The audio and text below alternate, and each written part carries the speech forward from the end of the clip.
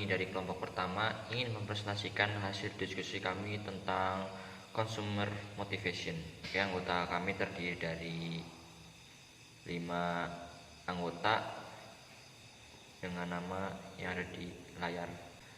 Pengertian motivasi menurut Schiffman dan Kanup tahun 2000, motivation can be described as the driving force within individual that impel them to action. Artinya motivasi adalah kekuatan pendorong dalam diri seorang yang memaksanya untuk melakukan sebuah tindakan. Tahun 2003 mendefinisikan motivasi konsumen adalah keadaan dalam pribadi seseorang yang mendorong keinginan individu untuk melakukan kegiatan-kegiatan guna mencapai suatu tujuan. Motivasi muncul karena kebutuhan yang dirasakan oleh konsumen. Kebutuhan sendiri muncul karena konsumen merasakan ketidaknyamanan atau state of tension antara yang seharusnya dirasakan dan yang sesungguhnya dirasakan. Kebutuhan yang dirasakan tersebut mendorong seseorang untuk melakukan tindakan memenuhi kebutuhan tersebut. Warman tahun 2002. Dapat disimpulkan dari beberapa definisi tersebut, yaitu motivasi adalah dorongan dalam diri individu untuk memaksa mereka untuk bertindak yang timbul akibat kebutuhan yang tidak terpenuhi. Motivasi dapat muncul karena disebabkan adanya kebutuhan yang dirasakan. Kebutuhan itu sendiri muncul karena konsumen merasakan ketidaknyamanan antara yang seharusnya dirasakan dan yang sesungguhnya dirasakan. Sumber motivasi adalah daya tarik terhadap objek yang disebut pull effect. Objek di sini bisa berupa produk jasa, gagasan orang atau situasi. Konsumen ingin memiliki barang dan mendapatkan layanan tertentu, mencapai tujuan-tujuan tertentu, dan menirukan orang-orang dan perilaku tertentu. Daya tarik pada benefit barang, jasa, dan perilaku ini merupakan kekuatan yang mampu memotivasi orang merasa akan lebih senang dan nyaman apabila menikmati produk jasa dan melakukan perilaku yang diinginkan. Jenis motivasi dibagi dua macam, yaitu motivasi intrinsik dan ekstrinsik. Motivasi intrinsik adalah motivasi internal yang timbul dari dalam diri pribadi seseorang itu sendiri, seperti sistem nilai yang dianut, minat, harapan, cita-cita, dan aspek lain yang secara internal melekat pada seseorang. Motivasi ekstrinsik adalah motivasi eksternal yang muncul dari luar diri pribadi seseorang, seperti kondisi lingkungan kelas sekolah, adanya ganjaran berupa hadiah, bahkan karena merasa takut oleh hukuman merupakan salah satu faktor yang mempengaruhi motivasi. Macam-macam motivasi. Yang pertama, motivation. Positive motivation, yaitu proses untuk mencoba mempengaruhi orang lain agar menjalankan sesuatu yang kita inginkan dengan cara memberikan kemungkinan untuk mendapatkan hadiah. Motivasi positif biasanya berupa sebuah kebutuhan, keinginan, atau hasrat. Yang kedua, negative motivation, yaitu proses untuk mempengaruhi seseorang agar mau melakukan sesuatu yang kita inginkan, tetapi taktik dasar yang digunakan adalah lewat kekuatan ketakutan. Motivasi negatif biasanya berupa rasa takut atau keengganan. Pengukuran motivasi dan kebutuhan dalam riset konsumen dan riset pemasaran. Tujuannya memperoleh informasi mengenai motivasi dan kebutuhan konsumen menggunakan produk, biasanya melalui metode survei dengan instrumen kuesioner. Hasilnya berupa pelaporan diri atau self-report. Dibedakan pula antara yaitu motivasi rasional dan motivasi emosional. Motivasi rasional merupakan konsumen memilih sasarannya berdasarkan pada kriteria yang objektif. Contoh, harga, ukuran, berat, dan sebagainya. Motivasi emosional adalah konsumen memilih sasarannya berdasarkan pada kriteria pribadi atau subjektif, contoh kebanggaan, ketakutan, kasih sayang, dan sebagainya. Faktor-faktor yang mempengaruhi motivasi konsumen.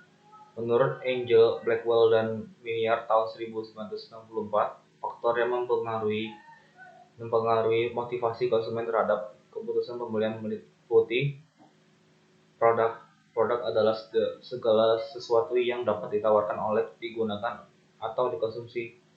Menurut Kotler tahun 2002, unsur-unsur yang terkait dengan sesuatu produk adalah kualitas penampilan, features, pilihan yang ada, option, gaya mereka, pengemasan, ukuran, jenis produk atau produk lines, macam produk items, jaminan, dan pelayanan. Faktor-faktor pendorong motivasi. Kebutuhan khusus seseorang yang biasanya tidak disadari oleh yang bersangkutan muncul disebabkan oleh rangsangan yang terdapat di dalam kondisi psikologi individu. Karena proses emosi atau kesadaran atau oleh rangsangan yang berasal dari lingkungan luar, meliputi physiological arousal, emotional arousal, cognitive arousal, dan environmental arousal. Harga, diskon atau potongan harga merupakan modifikasi harga dasar penjualan untuk menghargai pelanggan atas tindakan-tindakannya seperti pembayaran awal, kuantitas pembelian, dan pembelian di luar musim. Kotler 2002. Tindakan tersebut dimaksudkan untuk menarik konsumen agar tetap menjadi pelanggan dan mau melakukan tindakan yang membawa keuntungan perusahaan. Pelayanan. Pelayanan merupakan salah satu faktor yang memotivasi konsumen karena dalam hal ini menyangkut suasana di tempat tersebut baik dari segi pramuniaga yang ramah, fasilitas yang diberikan, dan sebagainya. Marwan 1986. Lokasi. Lokasi memiliki pengaruh yang nyata terhadap pilihan konsumen. Sifat dinamis motivasi. Ada 3. Yang pertama, banyak kebutuhan yang tidak pernah terpuaskan sepenuhnya. Kebutuhan tersebut terus mendorong tindakan untuk mencapai atau mempertahankan kepuasan. Yang kedua, kebutuhan baru muncul ketika kebutuhan lama terpenuhi, yang menyebabkan tekanan dan mendorong kegiatan. Yang ketiga, kesuksesan dan kegagalan mempengaruhi sasaran. Individu yang sukses mencapai sasarannya biasanya menetapkan sasaran yang baru dan lebih tinggi, yaitu meningkatkan tingkat aspirasi. Sasaran pengganti. Jika individu tidak dapat mencapai sasaran yang diharapkan, maka mereka cenderung untuk mengambil alternatif sasaran pengganti. Meskipun sasaran pengganti tidak memuaskan seperti sasaran primer, tetapi cukup untuk menghilangkan tekanan yang tidak menyenangkan. Frustration atau frustrasi. Mencari cara untuk mengatasi rintangan yang menghalangi dalam mencapai tujuan atau dengan mengambil tujuan pengganti. Yang kedua, melakukan mekanisme defense atau mekanisme pertahanan untuk melindungi ego dari perasaan ketidakcakapan. Mekanisme pertahanan mencakup agresi, rasionalisasi, regresi, penarikan diri, proyeksi, autisme, identifikasi, dan represi. Kebutuhan. Setiap orang memiliki kebutuhan, di antaranya kebutuhan dasar atau innate needs, yaitu kebutuhan yang dibawa sejak individu lahir dan bersifat fisiologis atau biogenis, meliputi semua faktor yang dibutuhkan untuk menopang kehidupan fisik seperti makanan, air, pakaian, perumahan, dan seks. Kebutuhan biogenis dianggap sebagai kebutuhan primer karena semua itu dibutuhkan untuk meneruskan kehidupan biologis. Kebutuhan perolehan atau acquired needs adalah kebutuhan yang dikembangkan individu sesudah lahir atau yang dipelajari sebagai jawaban terhadap kebudayaan atau lingkungan, terutama bersifat psikologis atau psikogenis, meliputi cinta, penerimaan, penghargaan, dan pemenuhan diri.